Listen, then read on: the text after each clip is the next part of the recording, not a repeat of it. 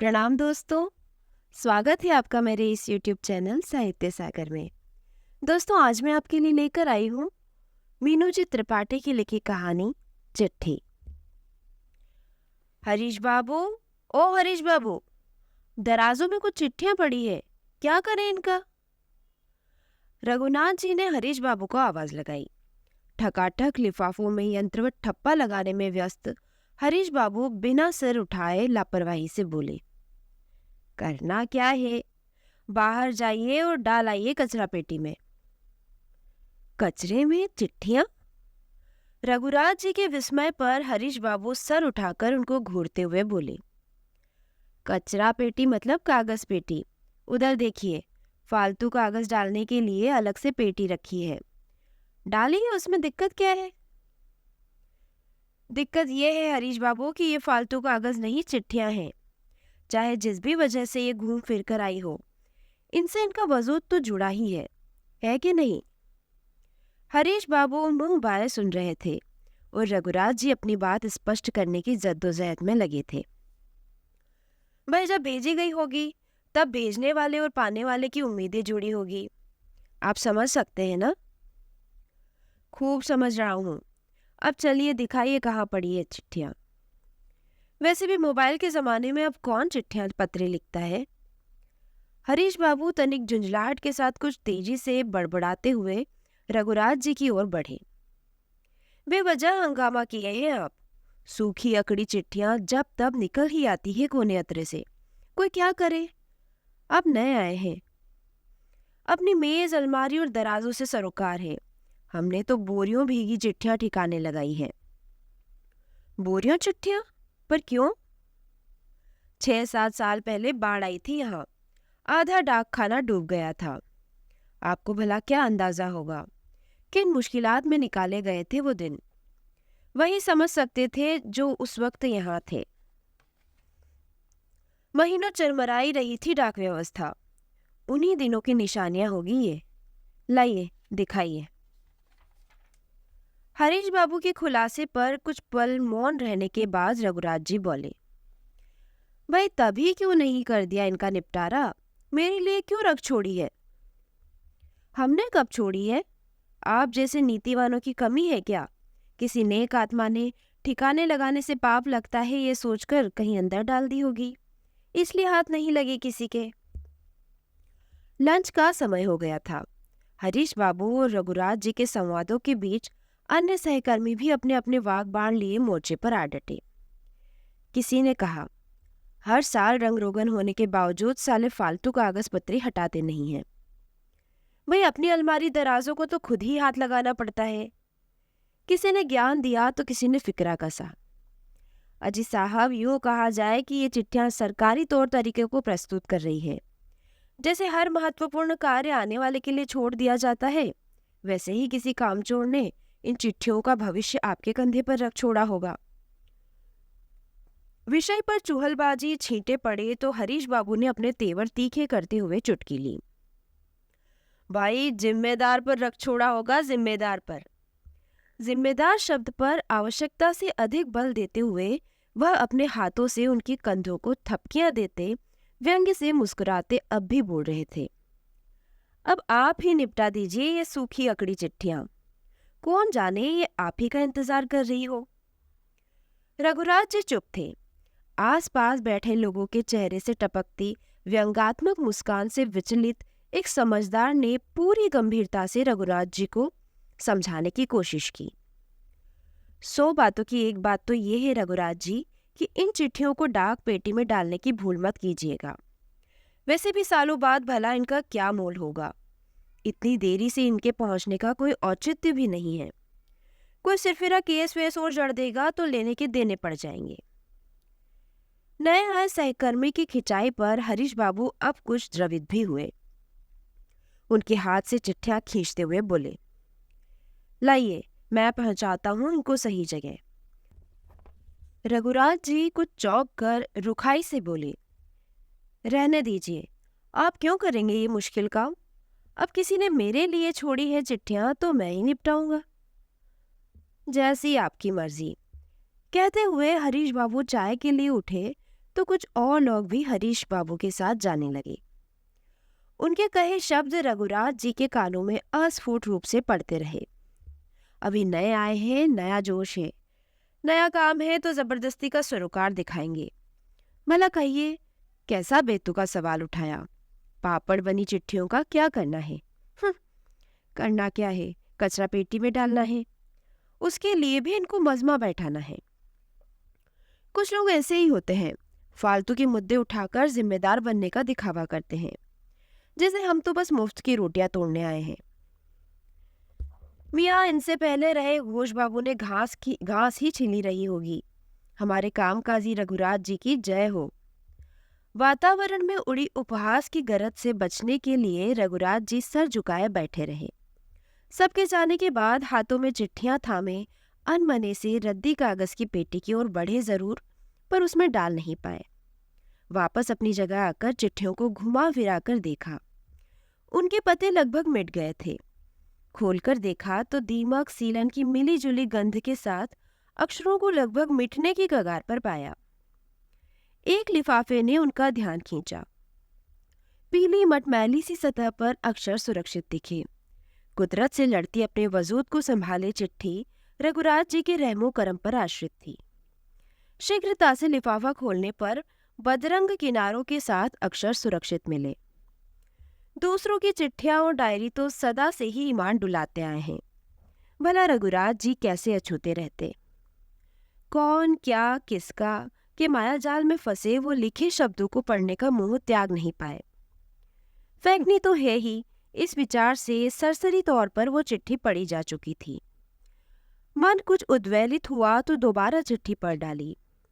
अब की बार कुछ अक्स उभरे तो अपनी कल्पनानुसार एक पुत्र को देखा जो आह्लादित था, भावनाओं के सागर में आकंठ डूबा हुआ। पितृ ऋण चुकाने को आतुर पुत्र वो सब कुछ करना चाहता था जिससे पिता को सुख और संतोष मिले। गर्व हर्ष की अनुभूति से उसका रोम रोम पुलकित हो जाए। पिता के प्रति स्वयं की प्रतिबद्धता का संकल्प लेता वो पुत्र पिता की उम्मीदों पर खरा उतरने के लिए हर तरह से कटिबद्ध था। जिसके साक्षी ये चिट्ठी थी, जो परिस्थितियों वश उसके पिता तक पहुंची नहीं। बाढ़ ने न जाने किस निमित्त इसे यहाँ सालों साल रोके रखा। विगत दिनों की याद से लबरेज पितृ प्रेम में डूबा पुत्र वर्तमान में कहाँ होगा, कैसा होगा? ऐसे अनेक कौतूहल भरे प्रश्नों ने रघुराज जी को कुछ पल के लिए जड़ कर दिया। चेतनता का भान होते ही हृदय में आलोड़न विलोड़न के साथ एक विचार ठहर गया। जो ये चिट्ठी एक बार फिर यात्रा तय कर पुत्र के भाव पिता तक पहुंचा जाए तो कैसा हो। पुरानी भाव भरी चिट्ठियों की सौंधी महक बीतते समय के साथ तो और भी गहराती है। क्या करूं क्या न करूं के पलड़े पर इधर उधर डोलने के बाद जल्दी ही ये विचार निश्चय में परिवर्तित हो गया। हाँ, यही सही होगा। चिट्ठी पिता तक पहुंचे इसमें क्या बुराई है। इसके शब्द दर शब्द भावनाओं का स्रोत बनकर पाने वाले के मन को सारोबार कर आंखों को भिगो जाए तो भला कोई क्यों एतराज करेगा। भीगी मुस्कुराती आंखों और कांपते होठों पर मुस्कान ही तो लेकर आएगी ये चिट्ठी। रघुराज जी को गले में कुछ अटकासा महसूस हुआ। उसे दूर करने की चेष्टा में गले में चुभन सी महसूस हुई।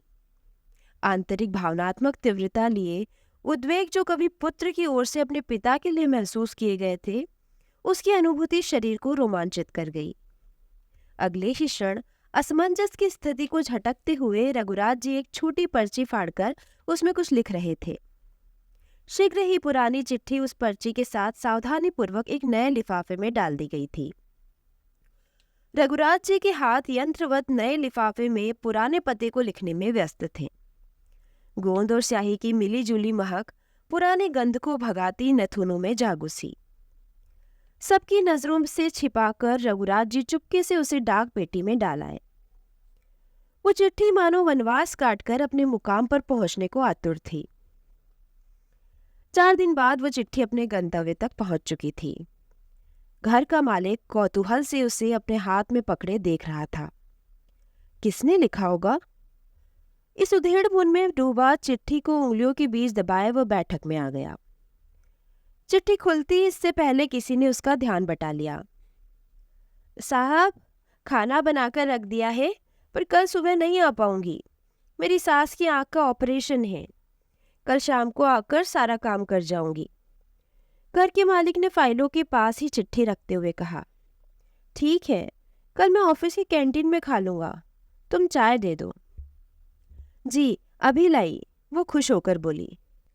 सुनो, जरा मोबाइल पकड़ा देना, शगुन का फोन आता है इस वक्त। साहब, मेम साहब और सार्थक बाबा के घर पर नहीं होने से घर कितना सूना लग रहा है ना। काशीबाई अपने मालिक की उदारता पर प्रसन्न दिखी। उसे पता था कि घर की मालकिन और संतान की चर्चा उसके मालिक को भली लगती है, और हुआ भी वही। मालिक के होठों पर खिली मुस्कान से उसने अंदाजा लगा लिया था कि वो पत्नी और संतान की याद में डूब गए हैं। उसका अनुभव कहता था कि मालिक के जहन में अपने नन्हे बेटे का मासूम चेहरा घूम गया है। अंदाजा सही था।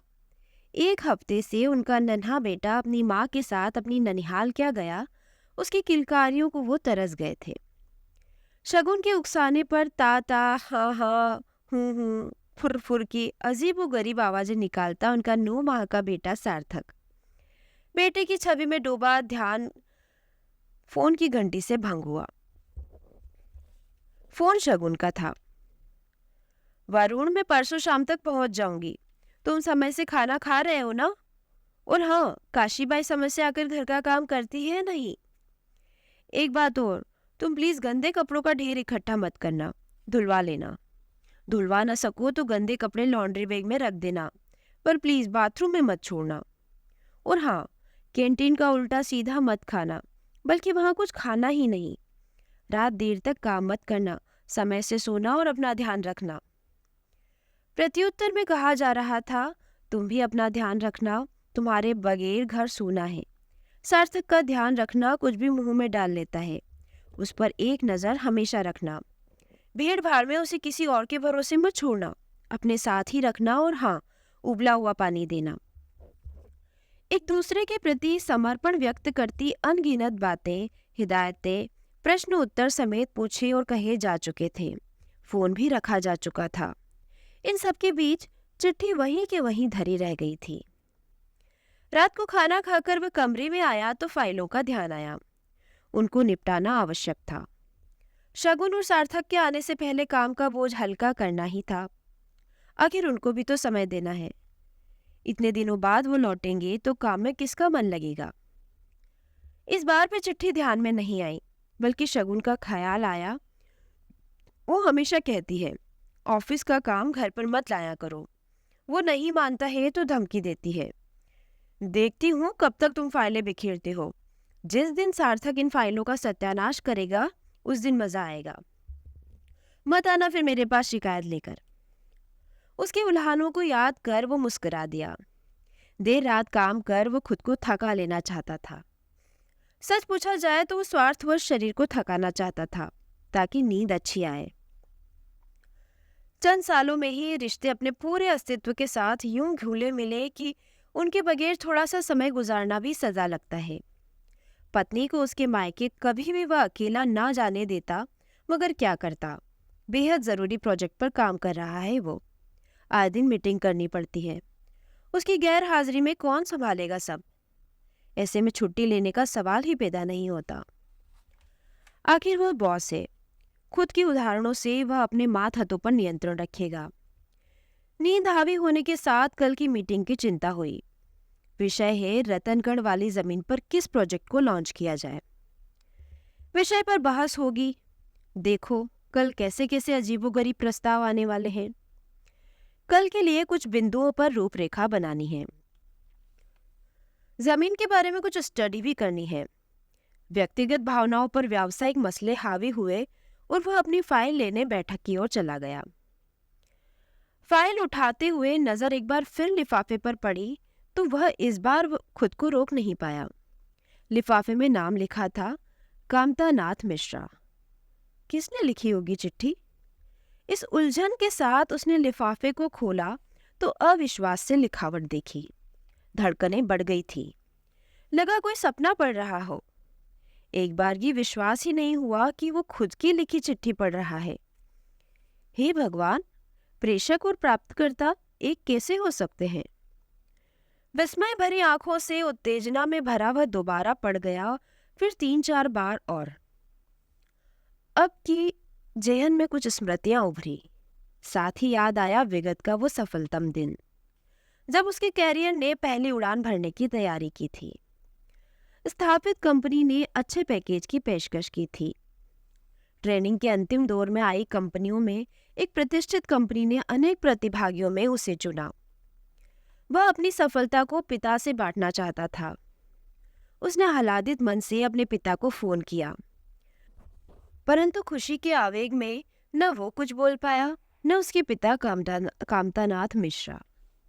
एक कंपन के साथ पिता के मुख से बस इतना निकला, बेटे, मंदिर जाकर ईश्वर को धन्यवाद दो और खूब तरक्की करो। मंदिर से वह घर आया तो सीधा अपने कमरे में गया। पिता की आवाज की नमी उसकी आंखों में उतर आई थी। उस वक्त उसने अपनी भावनाओं को पिता तक पहुंचाने के लिए इस चिट्ठी को माध्यम बनाया था। उसने चिट्ठी को एक बार फिर देखा।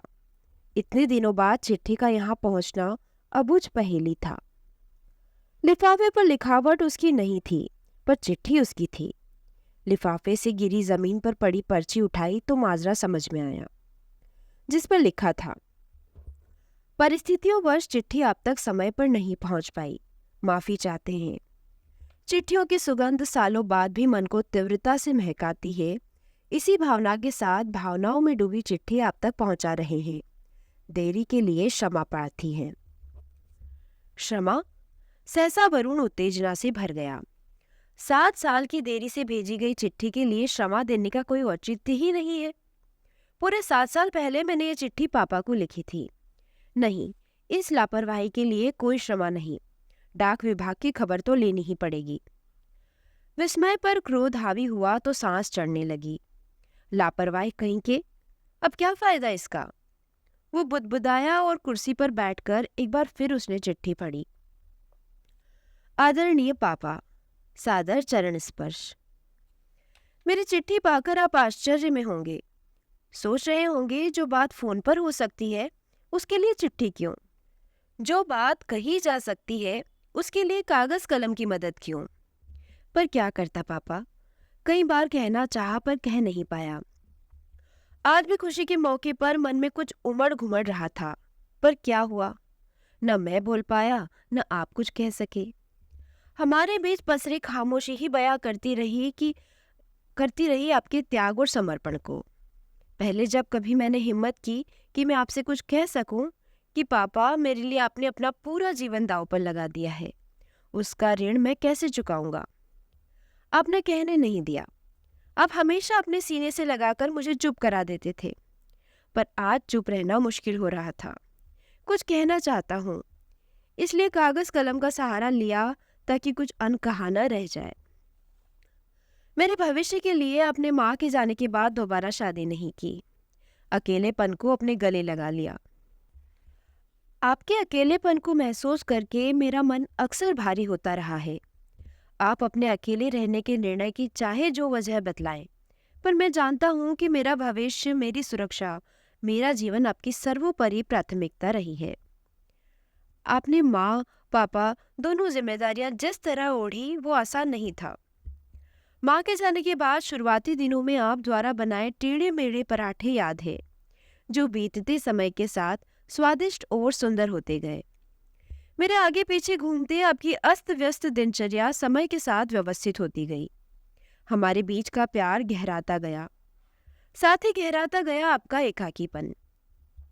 मेरे बीमार होने पर आपने कितनी रातें जागकर बिताई है। मेरे इम्तिहानों में मेरे साथ सोए और जागे हैं। मैं सब जानता हूँ पापा, सब जानता हूँ। एक दिन मैंने एक वीडियो क्लिप देखी थी जिसमें एक वृद्ध पिता अपने प्रश्न को कई बार दोहराता है। नतीजतन उनको बेटे की नाराजगी सहनी पड़ती है। मुझे वो वीडियो क्लिप देखकर दुख हुआ। मैंने प्रण किया कि मैं कभी आपको दुख नहीं पहुंचाऊंगा। आप मुझ पर हमेशा भरोसा रखिएगा। ईश्वर ने मुझे इस लायक बना दिया है कि मैं आपके लिए कुछ कर सकूं, आपका ख्याल रख सकूं। आपने बतलाया था कि जब मैं छोटा था और माँ बीमार थी, तब अपने अंतिम दिनों में उन्होंने मेरी देखभाल का वचन आपसे मांगा था। जानते हैं, एक दिन स्वप्न में माँ ने वैसा ही वचन मुझसे आपके लिए भी मांगा था। मैंने वो वचन दे दिया है। आपने माँ को दिया वचन निभाया, अब मेरी बारी है। आप इस चिट्ठी को पढ़कर रोना नहीं, बस ईश्वर से दुआ मांगना कि मैं आपका सहारा बन सकूं, माँ को दिया वचन निभा सकूं, आपके अकेलेपन को दूर कर पाऊं। एक जरूरी बात और है, 1 साल की ट्रेनिंग के बाद मेरी नियुक्ति दिल्ली में ही होगी। हाँ, ट्रेनिंग के बाद ही आ पाऊंगा। इस बीच छुट्टी मिलाना मुमकिन नहीं होगा। इन 4 सालों में मेरे हॉस्टल जाने के बाद तो आप बिल्कुल अकेले पड़ गए हैं, मैं समझता हूँ। बस कुछ समय और, फिर आप मेरे पास रहेंगे, बिल्कुल पास। आपके बनाए बेसन के लड्डू खत्म हो गए हैं। 4 बचे हैं, उनको खाता नहीं हूँ, ताकि उन टेढ़े मेढ़े लड्डुओं को देख आपको याद कर सकूं और आप पर हंस सकूं। आपका वरुण। कुछ शब्द साफ नहीं थे, होते भी कैसे। उस दिन भावनाओं का फटा ज्वार आंखों से बह जो निकला था, कुछ अक्षर उसी में बह निकले होंगे। अच्छी तरह याद है वो दिन। कितना कुछ और भी लिखना चाहता था, पर कहाँ लिख पाया था। धुंधले शब्द सालों बाद आंखों की नमी से आज और धुंधला गए। शरीर में एक सिहरन सी हुई। विगत का पितृ प्रेम जाने कब हौले से उसे छूकर निकला तो शरीर के रोंगटे खड़े हुए और वह सो नहीं पाया। आंखें मूंदे चुपचाप बिस्तर पर लेटा तो बेचैनी सी हुई। वो सो नहीं पाया। कई बार करवटें बदली, फिर भी नींद नहीं आई। विचारों का कारवां था कि थमने का नाम ही नहीं ले रहा था। अंधेरे में भी वह अपने अपराध बोध को देख पा रहा था, जिसे उसने बीते समय से दबा रखा था। आज भी वह उसे कुचलने की कोशिश कर रहा था, पर वो चिट्ठी की शय पाकर लगातार ढीठ सा उसे निहार रहा था। ये चिट्ठी उससे बीते 7 सालों का हिसाब मांग रही थी। इन 7 सालों में कब और कैसे परिवर्तनों का दौर चला। कुछ अच्छे और कुछ अवांछित प्रसंग आए, जिसके चलते पिता कामतानाथ मिश्रा उससे दूर होते चले गए। परिस्थितियां चाहे कितनी भी विपरीत बनी हो, पर इस सच से कैसे मुंह चुराए कि वह अपने वायदे, अपने फर्ज का मान नहीं रख पाया था। पिता के साथ बंधी रिश्ते की डोर यूं ही तो कमजोर नहीं पड़ी। कितने झटके सहने के बाद धैर्य और त्याग से पगी डोर कमजोर पड़ के टूटी होगी। अतीत के बादलों की उमड़न घुमड़न के बीच शगुन का शोर सुनाई दिया। पापा को घर पर रखना जोखिम भरा हो गया है। आज तो बस आग लग ही जानी थी। गैस पर दूध उबलने को रखाए थे। दूध बाहर आया और गैस बुझ गई। कितने गैस लीक हो गई है। उस दिन भी ऐसा ही हुआ था, पूरा पतीला ही खाक हो गया था। उनको बोलो ना वो रसोई से दूर रहे। शगुन के प्रलाप के पश्चात खुद की गूंज सुनाई दी। पापा आप क्यों करते हैं? प्रत्युत्तर में पापा की हताशा में डूबी क्षीण सी आवाज। बेटे, ये जीवन काम के सहारे ही बीता है, कभी थकूं ना, ये कोशिश रही है, पर क्या करूं, अब थकने लगा हूं, भूलने भी लगा हूं, उम्र का असर लगता है। क्या करने जा रहा था ये सहसा याद ही नहीं आता। कुछ हारा सा महसूस करता हूं। जाने क्या हुआ है मुझे। पापा की निराशा उसे द्रवित कर जाती। पापा ऐसा क्यों सोचते हैं? हम हैं ना आपके साथ। रही काम की बात, तो अब आपको काम करने की जरूरत ही क्या है? शगुन से कहिए, मुझे बताइए, हम हमेशा आपके साथ हैं। वह अपने संकल्प को दोहराता। बंद आंखों में अतीत में घटे कुछ प्रसंग उसकी आंखों के सामने घूमे तो उसने घबराकर आंखें खोल दी। वह एकटक छत को निहारने लगा तो कुछ दृश्यों की परछाइयां कमरे की छतों की दीवारों पर घूमी। अतीत में घटी घटनाओं से घबराकर उसने आंखें पुनः बंद की, फिर भी पापा और खुद के बीच हुए संवादों की गूंज थमी नहीं। शगुन और सार्थक की बहुत याद आई। वो होते तो ऐसा नहीं होता, जल्दी ही जीवन की आपाधापी में खो जाता। आज का एकांत उसे खल गया, जिस पर इस चिट्ठी की प्राप्ति निश्चय ही सुखद नहीं थी। काश ये चिट्ठी समय से पापा को मिलती तो कितना अच्छा होता।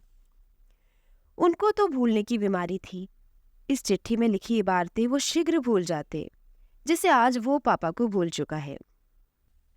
भूलने से याद आए विगत के वो दिन जब पापा छोटी छोटी बातें भूलने लगे थे। कुर्ते की जेब में अटका चश्मा घर भर में ढूंढते तो शगुन खूब हंसती।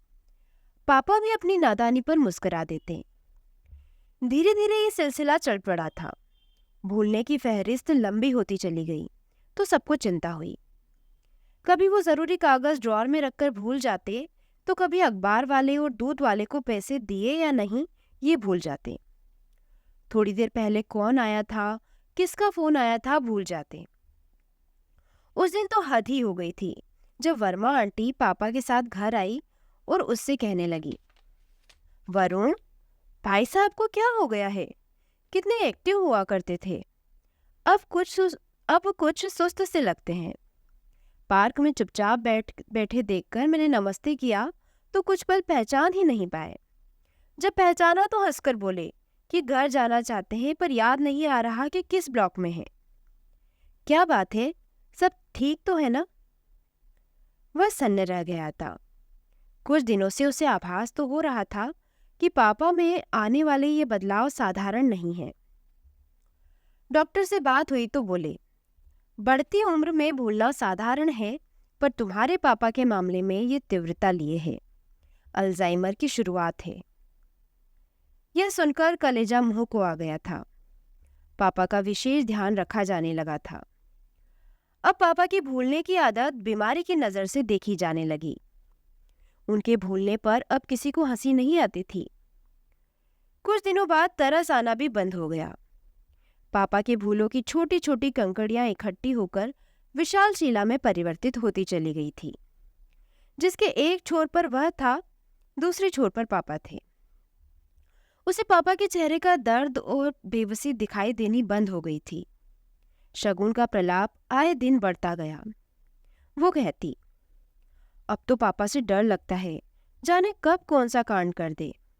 बाहर वाले गेट को खुला छोड़ाए, घर तो उनके भरोसे छोड़ा ही नहीं जा सकता। घर पर इनको अकेले भी नहीं छोड़ सकते हैं। कल नल खुला छोड़ आए तो टंकी का पूरा पानी बह गया। टंकी के पानी की तरह जैसे वरुण का धैर्य भी बहता जा रहा था। और फिर एक दिन, पापा, एक बात कहूं? कहो बेटा। वो दरअसल बात यह है कि। बोलो, क्या हुआ? बहुत दिन हो गए, शगुन के साथ कहीं जाना चाहता हूँ। हाँ हाँ, तो जाओ, मैं रह लूंगा अकेले। अकेले कैसे? तुम परेशान मत हो, रह लूंगा। नहीं पापा, अकेले छोड़ने का तो कोई मतलब ही नहीं है। साथ भी नहीं ले जा सकते हैं, हिल स्टेशन है, आपको दिक्कत होगी। फिर? पापा ने भोले बच्चे की तरह प्रश्न किया। उसने उनकी आंखों को देखे बगैर कहा, एक तरीका है, आप आराम से रहेंगे, हमें भी चिंता नहीं होगी। वरुण की आवाज गहरे कुएं से निकली। पापा ने सधे शब्दों में पूछा, कहाँ छोड़ोगी मुझे? दीनदयाल वृद्धाश्रम। वरुण ने भरसक धीमे शब्दों में कहा, पर पापा ने सुन लिया। सन्न बैठे पापा ने उसके चेहरे को ताका तो उसकी नजरें ठीक वैसी ही झुकी थी जैसे बचपन में अनैतिक मांग के समय झुकती थी। एक तूफान के बाद का सा सन्नाटा छाया था। छन छनाक, ढेर सारे सपने टूटने के बाद का विभत्स सन्नाटा। पसरे मौन को उसी ने तोड़ा। एक हफ्ते की ही तो बात है पापा। 4 दिन बाद ही पापा उसके हाथ को थामे दीनदयाल वृद्धाश्रम के सामने खड़े थे। पापा चुप थे। वरुण बोल रहा था, दिल्ली का नंबर 1 वृद्धाश्रम है, मेरी पहचान ट्रस्टी से है, आपका खास ख्याल रखेंगे। वो देखिए, जिम भी है, लाइट एक्सरसाइज और योगा कराते हैं, और उधर सुंदर बगीचा है, आपका बागवानी का शौक भी पूरा हो जाएगा। वृद्धाश्रम की तारीफ में वह वैसे ही बोला था जैसे बरसों पहले पापा बोले थे, जब वो उसे स्कूल छोड़ने आए थे। जिस तरह डरा सहमा वरुण चारों ओर देख रहा था, लगभग वैसा ही भाव पापा के भी थे। कुछ कहिए ना पापा। पापा को मौन धारण किए देख अपराधियों के से स्वर में वरुण ने कहा, तो बड़ी मुश्किल से पापा सिर्फ एक वाक्य बोले, वापस कब आओगी बेटी? जल्दी, मतलब अगले हफ्ते। इंतजार करूंगा। पापा के चेहरे पर बड़े अजीब से भाव थे, जिसे देख पाना आसान नहीं था और समझना तो बहुत ही मुश्किल। पापा को वहां छोड़ना उसके लिए भी आसान नहीं था। उसे बुरा भी बहुत लगा, पर क्या करता। मन कड़ा कर वह वापस घर आ गया। पापा के चेहरे के भाव महाबलेश्वर की खूबसूरत नज़ारों और धुंध में जल्दी ही धुआं हो गए थे। मन की बेचैनी और अपराध बोध अधिक देर तक टिका नहीं रह पाया। एक हफ्ते के 10 दिन हो गए थे। घर पहुंचने के तीसरे दिन वह पापा को लेने गया। दीनदयाल वृद्धाश्रम एक सहारे के बाद जाने कब सहूलियत फिर आवश्यकता में तब्दील होता चला गया। पापा, मैं 2 महीने के लिए बेंगलोर जा रहा हूँ। शगुन अकेले कैसे मैनेज करेगी? वो कहता और पापा अपना सामान, कपड़े इत्यादि समेटते। फिर एक दिन शगुन ने कहा, हम फैमिली प्लान कर रहे हैं। पापा को मैनेज करना मुश्किल होगा। छोटे बच्चे के साथ मैं कोई खतरा नहीं उठाना चाहती हूँ। क्यों ना उनका इंतजाम। बात अधूरी थी। वरुण समझकर मौन रहा। इधर पापा के भूलने की फहरिस्त लंबी और लंबी होती जा रही थी। जाने कब खुद उसका मन भी इन रोज रोज के झंझटों से उकताने लगा था। पापा की धीमी रफ्तार से मन घुटने लगा था। घुट तो आज भी मन रहा है, जब पापा उससे दूर हैं। वरुण ने विचारों को झटक कर बिस्तर से उठकर कमरे की खिड़की खोली। ताजी हवा का एक झोंका आया। पापा कहा करते थे कि नींद न आए तो ओम शब्द का उच्चारण करो। आज उसने वही किया। अनियंत्रित, अवांछित विचार कुछ थमे। थके शरीर पर नींद जरूर हावी हो गई थी, पर सुकून भरी नींद नहीं आई। नींद में भी कुछ परछाइयां आसपास भटकती सी रही। उसे आभास हो रहा था कि हो न हो ये परछाइयां पापा की ही हैं। सुबह दूध वाले की घंटी की आवाज से नींद टूटी। पूरे 7 बज गए थे। आधी रात के बाद नींद आई, इस वजह से आंखों में कड़वापन और सर भारी था। एक बार विचार आया कि ऑफिस ना जाए, पर अकेलेपन से घबराहट महसूस हुई। आज की मीटिंग महत्वपूर्ण थी, छुट्टी कैसे लेता। जाते समय फाइल नहीं दिखी, उसमें सारे पॉइंट्स थे। हड़बड़ाहट में जाने कहाँ कहाँ ढूंढा। बाद में वो मेज की दराज में मिली। जल्दी जल्दी में वह फाइल लिए ऑफिस पहुंचा। मीटिंग में समय था। फाइल में डिस्कस किए जाने वाले पॉइंट में मन लगाए रहा, पर ध्यान अभी भी कहीं और था। न चाहते हुए भी विचारों की अटकी धारा फिर बह निकली। उस दिन भी वह अपनी फाइल ढूंढ रहा था। बेहद जरूरी प्रेजेंटेशन था। उस प्रेजेंटेशन पर उसका भविष्य, उसका प्रमोशन टिका था। पर पापा ने वो फाइल संभाल कर रख दी थी। उससे याद आया, घर पर फर्नीचर का काम चल रहा था। उसकी मेज की दराज अटकती थी। पापा ने उसे ठीक कराने के लिए दराज से सारा सामान निकाल लिया था। उसी में वो फाइल भी चली गई थी। उनके कमरे में, उनकी अलमारी के सबसे ऊपर वाले खाने में। अपनी समझ में पापा द्वारा सुरक्षित रखी फाइल लाख चाहने पर भी याद नहीं आई। न ही समय पर कोई उसे ढूंढ पाया। वरुण के सब्र का बांध उसी पल टूटा था। कैसे न टूटता। आखिर उस फाइल में उसकी दिनों दिन की मेहनत थी। कंपनी को सफलता कैसे मिले, उसके पूरे आंकड़े थे।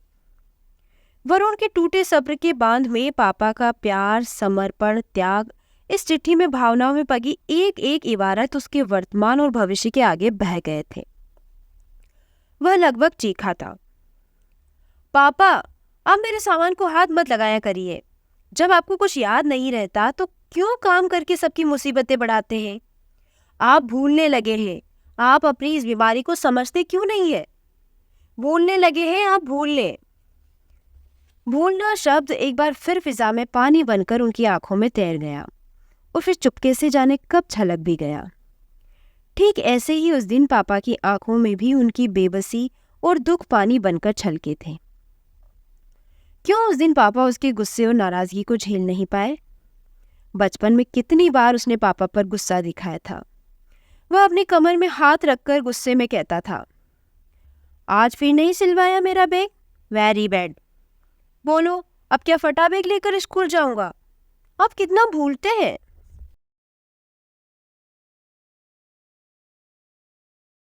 तब पापा बनावटी डर का स्वांग रचकर झट से अपने कान पकड़ लेते थे। वह बड़प्पन दिखाकर पापा को माफ कर देता और पापा हंसकर उसे गले लगा लेते। काश उस दिन भी ऐसा ही कुछ होता, पर उस दिन ना तो पापा और ना ही वह एक दूसरे की आंखों में देख पाए थे। सर, मीटिंग के लिए सब पहुंच चुके हैं, किसी ने टोका तो वरुण ने जल्दी से रुमाल आंखों में रखकर कहा। तुम चलो, मैं पहुंचता हूं। वरुण अपनी फाइलों को संभालता हुआ उठ खड़ा हुआ। मीटिंग में उत्साह और जोश से भरे सुझाव आ रहे थे। वरुण को शोर शराबा कुछ पल के लिए अच्छा लगा। इस वातावरण में चिट्ठी और पापा कुछ देर के लिए दिमाग से निकल गए थे। रतनगढ़ रोड की जमीन पर ढेरों सुझाव आए। कोई होटल बनवाने की सिफारिश कर रहा था तो किसी ने आसपास बस्ती न होने पर मुनाफे का सौदा नहीं बताया। रतनगढ़ की जमीन पर कुछ लोग शॉपिंग मॉल तो कुछ स्कूल या अस्पताल बनवाने की सलाह दे रहे थे। एक्सपर्ट्स उन सुझावों पर अपनी टिप्पणी देते जा रहे थे। तभी किसी ने कहा, सर, एक ऑप्शन और भी है जिस पर अब तक किसी का ध्यान नहीं गया। अगर हम एक ओल्ड एज होम खोले तो कैसा रहेगा? चैरिटी भी मिलेगी। हम मिडिल क्लास बच्चों के पेरेंट्स को ध्यान में रखकर काम करेंगे। वैसे भी यहाँ एक ही ओल्ड एज होम है, दीनदयाल। उसमें काफ़ी रसूखदार बच्चों के पेरेंट्स आते हैं। इस सुझाव के आते ही पक्ष विपक्ष में चर्चा आरंभ होते देर नहीं हुई। मिस्टर देसाई ने सिरे से खारिज करते हुए प्रस्ताव की निंदा की। मिस्टर केसवानी, आपका प्रस्ताव अजीब और बेतुका है और अभी प्रचलन में भी नहीं है। समाज में इसका अच्छा और सकारात्मक प्रभाव भी नहीं जाएगा। मिस्टर देसाई की आपत्ति में मिस्टर मनचंदा ने अपनी एक्सपर्ट सलाह देने में जरा भी देर नहीं की। मिस्टर देसाई, मैं केसवानी के सुझाव से सहमत हूँ। लीग से हटकर काम किया जाए तभी तो हम प्रोग्रेसिव कहलाएंगे। आपको अंदाजा नहीं है आने वाले समय में ओल्ड एज होम की कितनी डिमांड होगी। विरोध के साथ सहमति के सुर भी आने लगे। ठीक बात है, आजकल ओल्ड एज होम को काफ़ी लोग एक्सेप्ट करने लगे हैं। ये कॉन्सेप्ट काफ़ी प्रैक्टिकल है। ख्याल बुरा नहीं है, अलग करेंगे तभी तो कुछ बड़ा कर पाएंगे। वाह, इसे कहते हैं प्रोग्रेसिव सोच। नहीं भाई, मेरे हिसाब से तो ये दुखद है, बेहद दुखद। नौकरी के आखिरी पड़ाव में पहुंचे बड़ी उम्र के लोग चिंतित दिखे। वरुण का सर दर्द से भारी हो गया तो उसने मीटिंग को स्थगित कर दिया। क्या बात है सर, आप थके से लग रहे हैं? सेक्रेटरी ने पूछा। तो थक गया हूँ, सोच रहा हूँ घर जाकर आराम कर लूँ कहकर ऑफिस से घर को निकला। थोड़ी देर में ध्यान गया कि वह दीनदयाल वृद्धाश्रम वाली राह पर आ गया है। चलो, ये अच्छा ही हुआ। पापा को देखे महीनों हो गए हैं। शगुन और सार्थक के आने से पहले मैं लाऊंगा।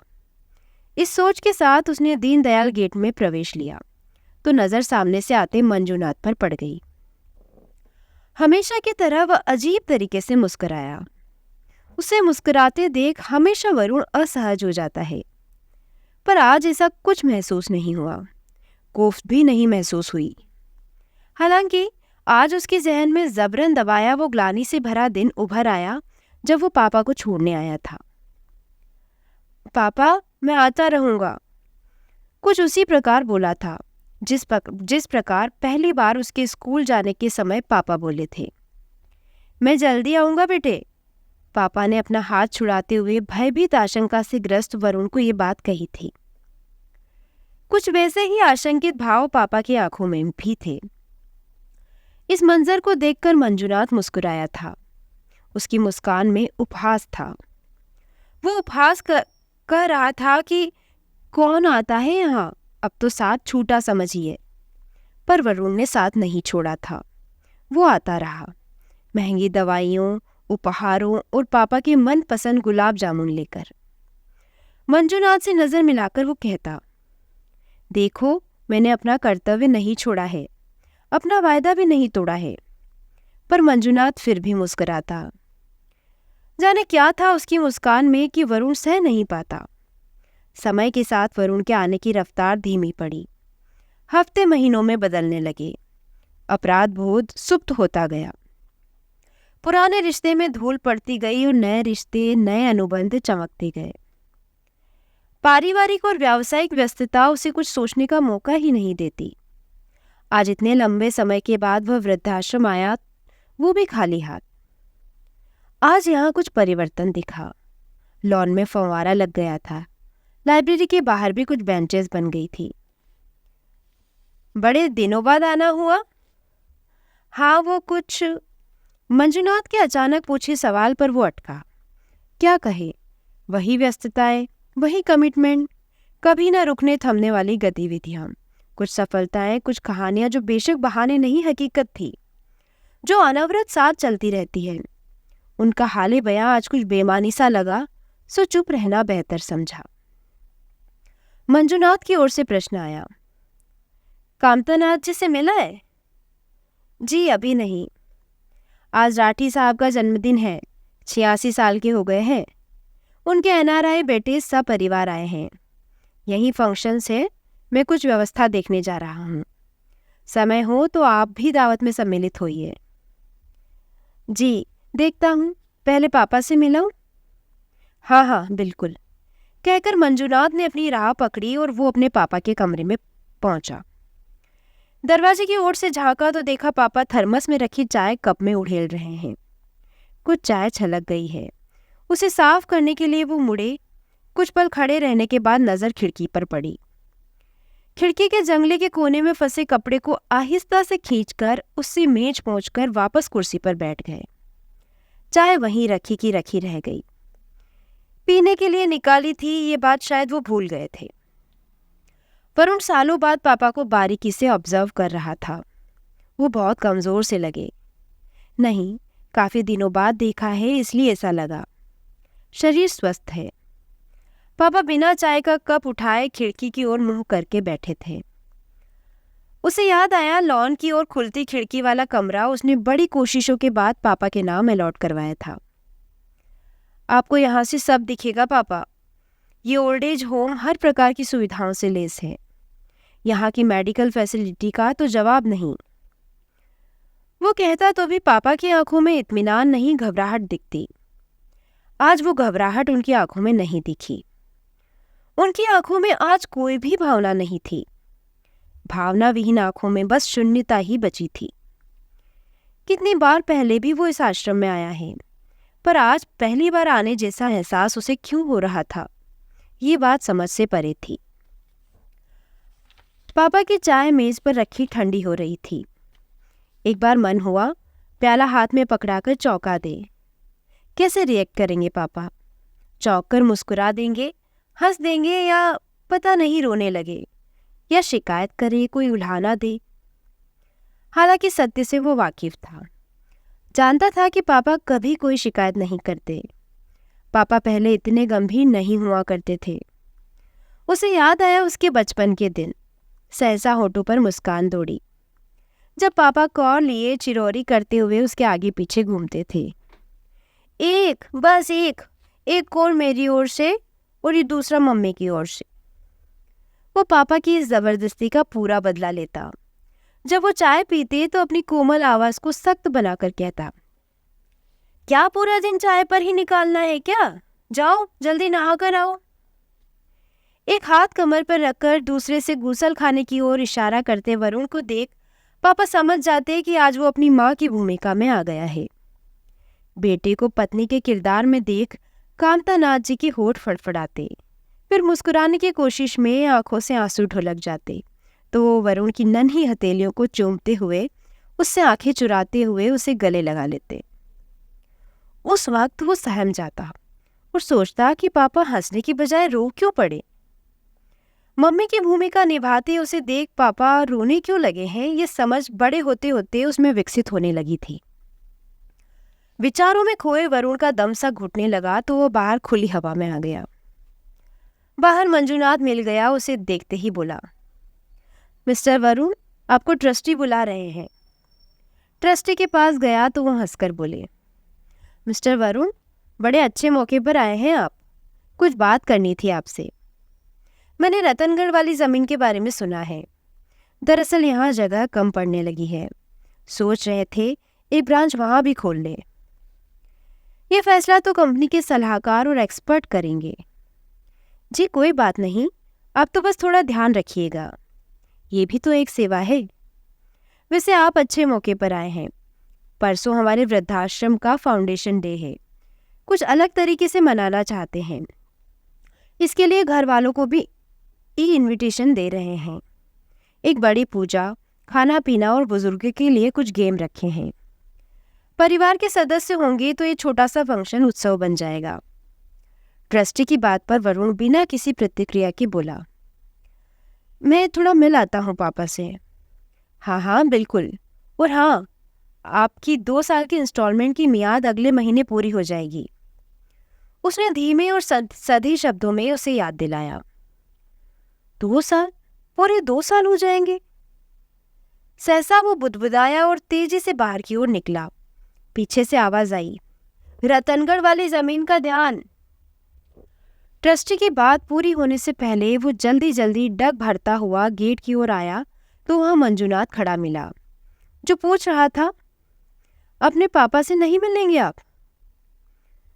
वो उससे आंखें चुराता हुआ तेजी से गेट के बाहर निकल गया। घर पहुंचा तो शाम होने को थी। ताला खोलते ही एक अजीब से सन्नाटे से उसका परिचय हुआ। ऐसे ही सन्नाटे में पापा ने 2 साल बिता दिए। सामने चिट्ठी का लिफाफा उसे दिखा। उससे मुंह चुराते हुए वह अपने कमरे की ओर बढ़ गया। तभी मोबाइल की घंटी बजी।